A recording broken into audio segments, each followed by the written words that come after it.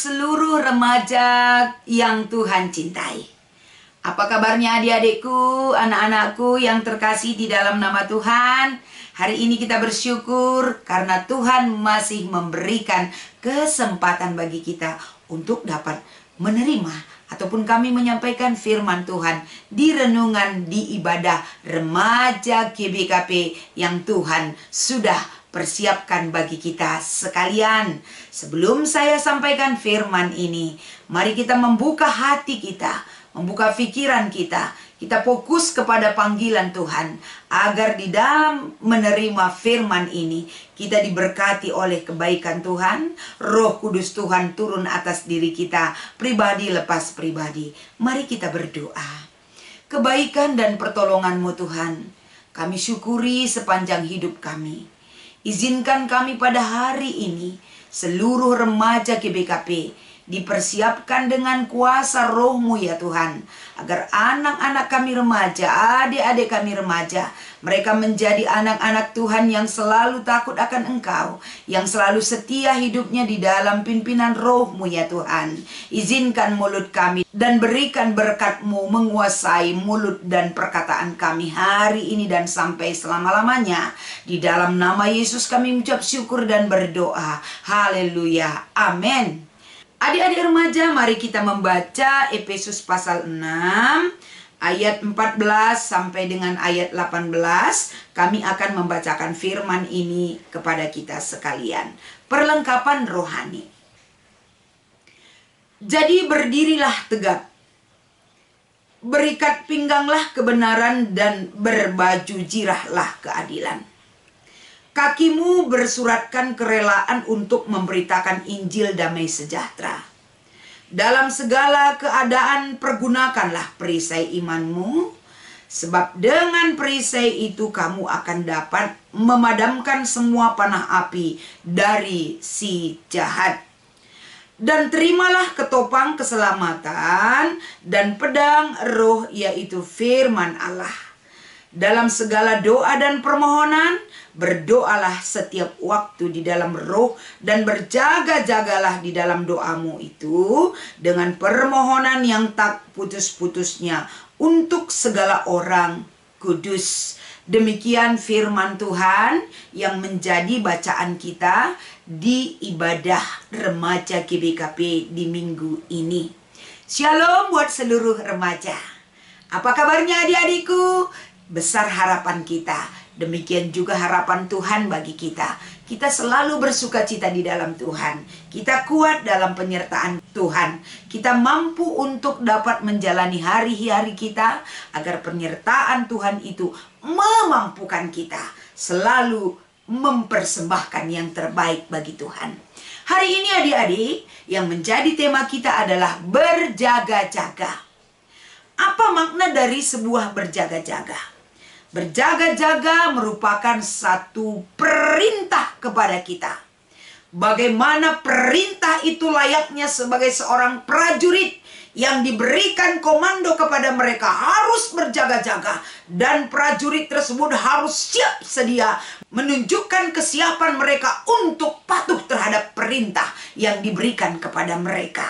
Jadi siapapun yang mau berjaga-jaga, sikap berjaga-jaga itu adik-adik harus direspon dengan perbuatan dan sikap hidup yang nyata di mata Tuhan.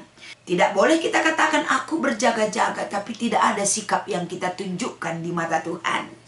Oleh karena itu tema kita ini mengarahkan kita bagaimana kondisi dan sikap hidup berjaga-jaga itu harus kita tunjukkan. Karena orang yang berjaga-jaga itu sikapnya harus terlihat di dalam hidupnya. Tandanya dia siap sedia. Kapan saja, di mana saja, sikap untuk berjaga-jaga itu adalah salah satu motivasi kuat di dalam dirinya. Jadi di minggu ini, bagaimana kita dituntut dan diarahkan agar sikap berjaga-jaga itu seharusnya sudah kita miliki. Dan firman Tuhan yang menjadi bacaan kita di minggu ini, yaitu bagaimana Efesus pasal 6 ayat 14 sampai 18 memberikan perlengkapan rohani kepada kita, agar orang yang berjaga-jaga itu tahu apa yang harus dia lakukan. Kalau kita lihat perikop kita, mengajarkan kita bagaimana kita kuat ketika menanti kedatangan Tuhan itu. Harus kekuatan itu kita miliki, yaitu kekuatan hidup di dalam Tuhan. Kekuatan itu kita peroleh ketika kuasa Tuhan turun atas diri kita. Dan bagaimana kekuatan Tuhan itu menguasai kehidupan kita, adik-adik, kita harus memiliki perlengkapan dan ketahanan kekuatan yang harus kita miliki agar kuasa dan tipu muslihat iblis tidak berkuasa di dalam diri kita. Kalau kita lihat di mana-mana sekarang ini, kiri dan kanan, muka dan belakang, di sekeliling kita, radius sangat dekat sekali dengan kita. Banyak sekali iblis-iblis yang mau merongrong hidup kita. Tapi firman Tuhan ini mengingatkan kita, anak-anak Tuhan tidak boleh kalah. Remaja-remaja Tuhan tidak boleh menyerah. Anak-anak Tuhan harus memiliki kekuatan. Kekuatan itu berasal dari Tuhan sendiri, bukan berasal dari kemampuan kita.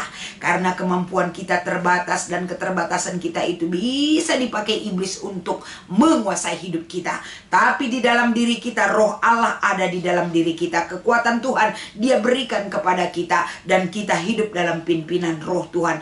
Itu mengingatkan kita salah satu agar hidup kita bisa dikendalikan dan diarahkan oleh Roh Tuhan yang menyala-nyala dan berkuasa di dalam diri kita. Dan iblis enyah dari kita. Iblis tidak mampu melawan kita karena kita milik Tuhan itu sendiri.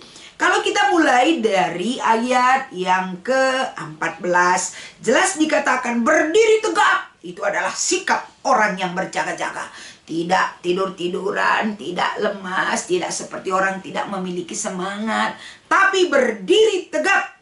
Bagaimana berdiri tegap itu? Yaitu berikat pinggang kebenaran dan berbaju jirah keadilan.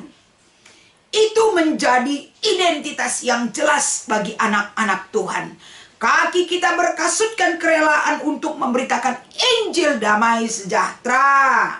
Begitu juga dengan dalam segala keadaan, apapun yang terjadi, perisai iman itu harus kita kuatkan, anak-anakku. Harus kita miliki, adik-adikku. Tidak boleh lemah. Iman kita menjadi perisai kita yang setiap orang melihat perisai itu kita pakai di dalam hidup kita. Jadi kalau kita memiliki perisai iman yang dapat dilihat oleh orang banyak, dan perisai iman itu memateraikan diri kita bahwa kita adalah milik Allah, bahwa kita adalah anak-anak Allah. Selain daripada perisai iman itu, perjalanan itu sangat sulit. Bisa saja ketika kita memiliki iman hari ini, besok kita sudah tidak memiliki kemampuan apa-apa. Perisai iman itu boleh kita miliki. Hidup bersama Tuhan itu boleh kita rasakan. Kekuatan Tuhan itu bisa kita terima kalau kita tetap setia dan tekun di dalam doa.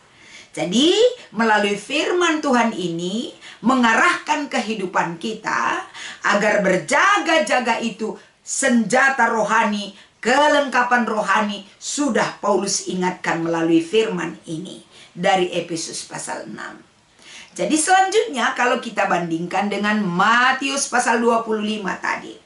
Bagaimana ketika mempelai laki-laki itu datang, kita sudah memiliki senjata. Bagaimana ketika Yesus datang yang kedua kali, kita sudah memiliki perisai iman yang kuat.